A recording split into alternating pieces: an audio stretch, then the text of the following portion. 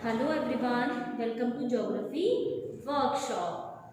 I'm back with a new topic which is included in your syllabus or curriculum. Today, through this workshop, we will discuss about soil.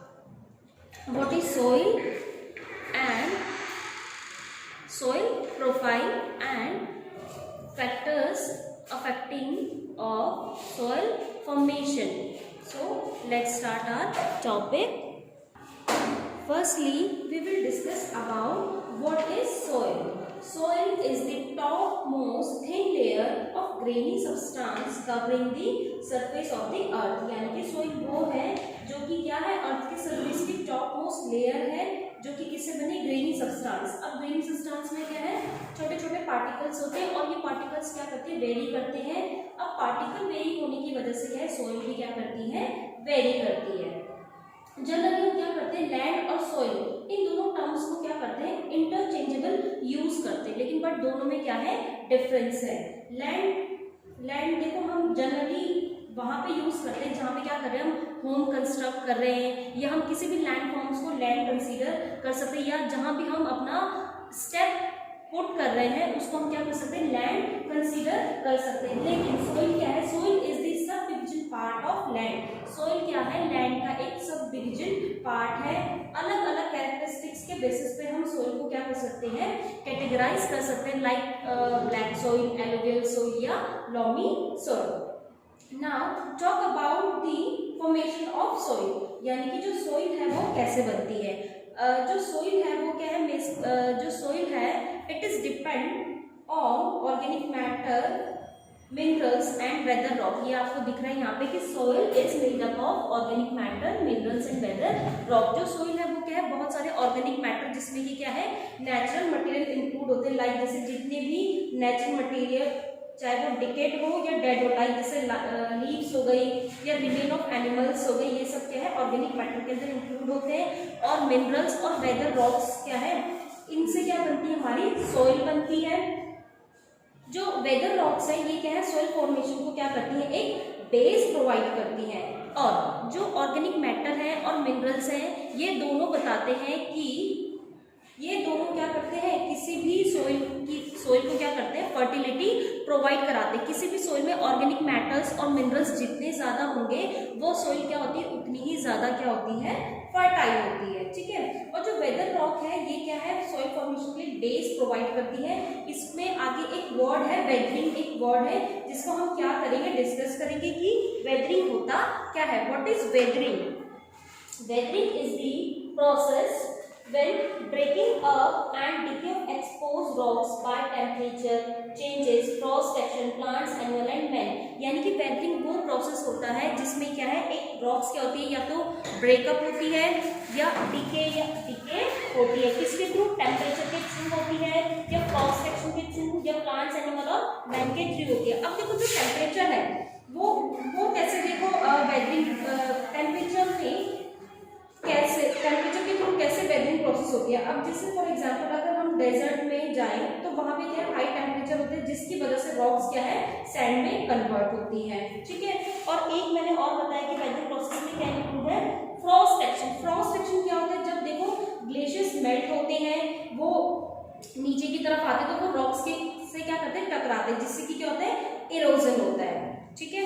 और animals और man के through कैसे होता है, soil animal और man के through कैसे होती है वेदरिंग। देखो एनिमल्स क्या करते हैं, ग्रेजिंग करते हैं, तो जब वो किसी ग्रास को क्या करते हैं, फीड करते हैं, तो क्या उससे काफी सारी सोइल क्या होती है, टूटती है, या बहुत सारी सोइल क्या होती है, जमीन से बाहर आ जाती है। या फिर जैसे मैन है, मैन भी क्या करते हैं, वेदरिंग प्रोसेस को किस तरीके से करते हैं, जब हम देखो किसी भी लैंड को टिल करते हैं तो टिलिंग करते टाइम उस प्रोसेस में हम क्या करते हैं, कहीं ना कहीं सोइल को क्या करते हैं, वेदर करते हैं, यानी कि सोइल के ऊपर क्या करते हैं, इम्पैक्ट डालते हैं। तो यानी कि जो वेदरिंग है वो टेम्परेचर के थ्रू हो सकती है या फ्रॉस्ट सेक्शन के थ्रू, या फिर मैन और एनिमल्स की वजह से क्या होती है, वेदरिंग होती है। वेदरिंग का मेन बेसिक मतलब ये है कि रॉक्स का टूटना। ठीक है। ये आपको क्या है, समझ में आ गया ऐसा कंफ्यूजन कि वेदरिंग वो प्रोसेस है जिसमें सोइल क्या करती है, अपनी ओरिजिनल फॉर्म में चेंज लेके आती over the period.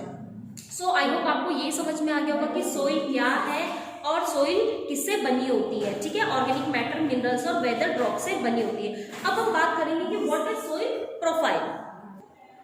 Now talk about soil profile. देखो जो सोइल प्रोफाइल है उसमें जो सोइल है हमने उसको क्या है 4 लेयर्स में डिवाइड किया है। Top soil, second one sub soil, third one weather rock material and fourth one is parent rock. Now we will discuss them one by one. First top soil. Top soil with humus and vegetation. जो top soil है उसमें क्या है humus और vegetation include होता है। जो humus में क्या है जितने भी फर्टाइल एलिमेंट्स होते हैं वो इंक्लूड होते हैं। अब मैंने आपको बताया था कि फर्टाइल कैसे होती है एक सोइल, जिसमें क्या है जितने ज्यादा ऑर्गेनिक मैटर्स और मिनरल्स ज्यादा होंगे वो सोइल क्या होगी उतनी ज्यादा फर्टाइल होगी। तो यानी कि ह्यूमस में क्या इंक्लूड होता है ऑर्गेनिक मैटर्स प्लस मिनरल्स। अब जिस सोइल में जितना ज्यादा ह्यूमस होगा वो सोइल क्या होगी उतनी ही ज्यादा क्या होती है फर्टाइल होती है, ठीक है। ये क्या होता है सबसे जो ऊपर लेयर जिसमें हम क्या करते हैं अपनी क्रॉप्स को ग्रो करते हैं उस लेयर को हम कहते हैं टॉप सोइल। इसमें क्या है ह्यूमस और वेजिटेशन होता है, ठीक है। ये सबसे ज्यादा क्या होती है फर्टाइल सोइल होती है। जो टॉप मोस्ट सोइल लेयर्स होती है वो सबसे ज्यादा फर्टाइल होती है। नाउ सेकंड वन इज सब सोइल। सब soil with sand, silt and clay. Top soil के नीचे जो इंटरमीडिएट बेस होता है यानी कि इस टॉप सोइल के नीचे जो बेस होता है उसको हम कहते हैं सब सोइल, ठीक है। आप देखो ज्योग्राफी क्या है एक लिविंग सब्जेक्ट है। अगर आप इसको क्या करोगे अपने सराउंडिंग एरियाज में जितनी भी एक्टिविटीज हो रही है उससे कनेक्ट करके स्टडी करोगे तो आपको बहुत इंटरेस्ट आएगा। आप देखो जो सब सोइल है आपने कभी अपने नेबर में देखा होगा, बोरवेल होते देखा है आपने, देखा होगा कि जब हम सोइल को ड्रिल करते हैं तो एक अलग टाइप की, जब ज्यादा हम सोइल को ड्रिल करते हैं तो हमें एक अलग टाइप की सोइल दिखती है जो कि बताती है कि अगर हम सोइल की लेयर्स के साथ पेनिट्रेट करते जाएंगे तो हमें क्या है सोइल में चेंजेस नजर आते जाएंगे। जब हम ज्यादा डेप्थ तक क्या करते हैं ड्रिल कर लेते हैं सोइल को तो हमें सोइल का क्या है एक अलग कलर भी नजर आने लगता है। फॉर एग्जाम्पल हमें ग्रे भी देख सकते हैं, ठीक है। Now third layer is whether rock materials. अब ये जो वेदर रॉक है इसमें वो सोइल्स आती है जो कभी ना कभी क्या है ओवर द टाइम पीरियड यानी कि टाइम के साथ क्या करती है अपनी फॉर्म ओरिजिनल फॉर्म्स में चेंजेस लाती है। अब ये चेंजेस किसके थ्रू होता है इरोजन के थ्रू होता है। इरोजन किन कारण से होता है जैसे कि टेम्परेचर के कारण या फ्रॉस्ट एक्शन के कारण या ह्यूमन एक्टिविटी के थ्रू, प्लांट्स या एनिमल्स के जितने भी रिमेन है डेड रिमेन है एनिमल्स के उनके थ्रू क्या होता है वेदर होता है, ठीक है, वेदरिंग प्रोसेस होती है। तो जो वेदर रॉक है ये क्या करती है इरोजन के थ्रू अपनी जो ओरिजिनल फॉर्म है उसको क्या करती है चेंज करती जाती है, ठीक है।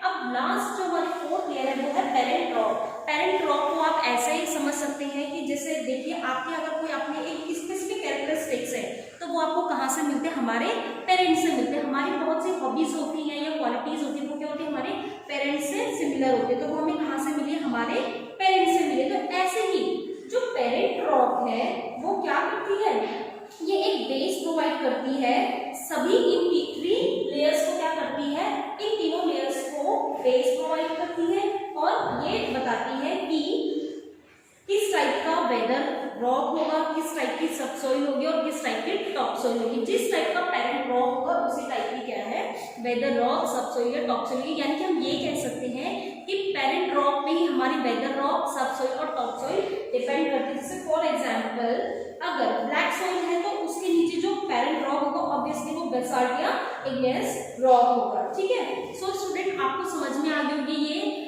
सोइल की 4 लेयर्स आपको क्या इजीली समझ में आ गई। सबसे पहले है टॉप सोइल, इसलिए कैसे होती है सबसे ज्यादा क्योंकि इसमें ह्यूमस कंटेंट होता है इसलिए सबसे ज्यादा फर्टाइल होती है। फिर नेक्स्ट है सब सोइल, ये क्या है टॉप सोइल को बेस प्रोवाइड करती है, ठीक है। फिर थर्ड हमारी वेदर रॉक। वेदर रॉक क्या करती है वेदर रॉक में क्या होता है ओवर द टाइम पीरियड क्या होता है ये अपने ओरिजिनल फॉर्म को चेंज करती है। और लास्ट है हमारी पेरेंट रॉक जो इन लेयर्स को क्या करते हैं 3 लेयर्स को क्या करती है बेस प्रोवाइड कराते हैं। जिस टाइप का पेरेंट रॉक होगा उसी टाइप का टॉप सोइल, सब सोइल और वेदर रॉक होगा। सो स्टूडेंट आपको समझ में आ गया होगा। अब हम डिस्कस करते हैं फॉर्मेशन। अब हम डिस्कस करेंगे फैक्टर्स ऑफ सॉइल फॉर्मेशन। अब हम डिस्कस करेंगे फैक्टर्स ऑफ सॉइल फॉर्मेशन यानी कि वो कौन कौन से फैक्टर्स है जो क्या है सॉइल फॉर्मेशन में इंक्लूड है, ठीक है। तो फर्स्ट है पेरेंट रॉक। पेरेंट रॉक ये मैंने अभी डिस्कस किया कि पेरेंट रॉक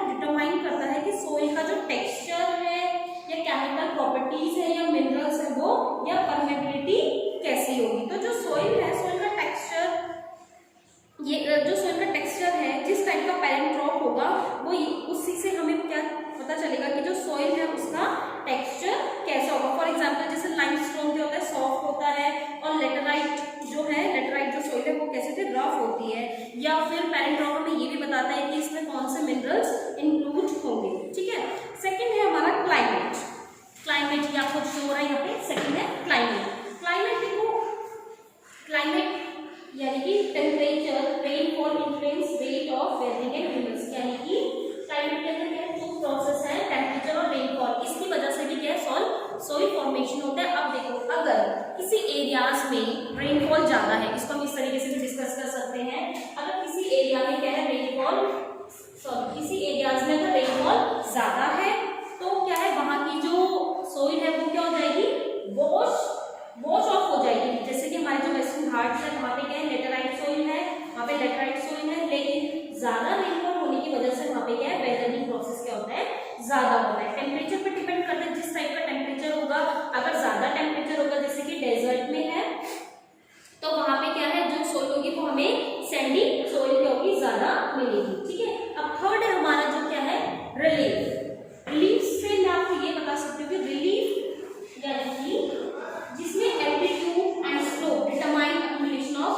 सोइल, यानी कि किसी भी एरिया का एल्टीट्यूड, अगर रिलीफ में एल्टीट्यूड यानी कि अगर किसी एरिया की हाइट है, ऐसा एल्टीट्यूड है, तो यहाँ पे क्या होगा, अगर रेनफॉल होता है, इस एरिया पे रेनफॉल होता है, तो यहाँ से सोइल क्या हो जाएगी, हमेशा क्या करेगी, फ्लो करेगी, और सोइल क्या है, यहाँ पर आके क्या हो जाएगी, डिपॉजिट हो जाएगी। तो यानी कि ये जो एरिया ये कैसा हो जाएगा, ज्यादा फर्टाइल वाला एरिया हो जाएगा। अगर सपोज करो कि कोई एरिया ऐसा अगर प्लेन एरिया है, तो यहाँ पे अगर सोइल रेन होती ही है, अगर कोई प्लेन एरिया है, प्लेन एरिया यहाँ पे रेन होती ही है, तो सोइल जो मिनरल्स है वो, सोइल में जितने भी मिनरल्स है या सोइल की फर्टिलिटी है वो फ्लो नहीं होंगे इसी एरियाज पे रहेंगे। तो जो एल्टीट्यूड है किसी भी एरियाज की वो डिपेंड करती है सोइल फॉर्मेशन पे। ठीक है, लास्ट एक और टॉपिक हमारा flora, fauna and micro, flora, fauna and micro organism. ये कैसे डिटरमाइन करती है किसी सोइल फॉर्मेशन में, ये देखो, अगर affect the rate of humus formation, यानी कि किसी एरिया में जितने ज्यादा फ्लोरा,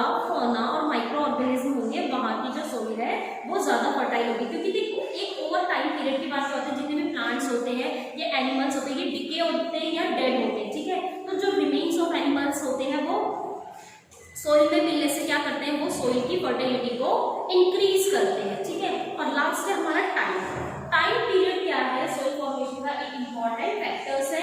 टाइम, अगर जितना ज्यादा टाइम एक सोइल को होगा तो वो क्या होगी, वो सोइल उतनी ज्यादा थिक होगी, और अगर कोई न्यू सोइल होती है उसकी लेयर्स कैसी होती है, थिन होती है। तो सो स्टूडेंट्स, ये हमने सारे फैक्टर्स को डिस्कस कर लिया। That's all for today. In next workshop we will discuss a new topic. Thank you and have a good day.